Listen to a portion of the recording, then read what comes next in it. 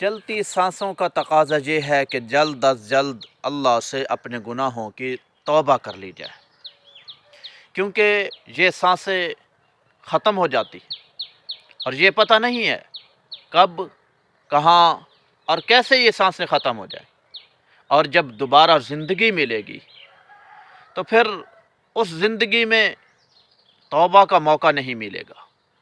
کوشش کیجیے اسی زندگی کو غنیمت سمجھ لینا چاہیے۔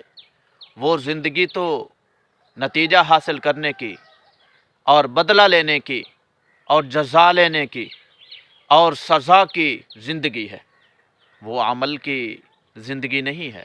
عمل کی زندگی یہی ہے، توبہ کی زندگی یہی ہے۔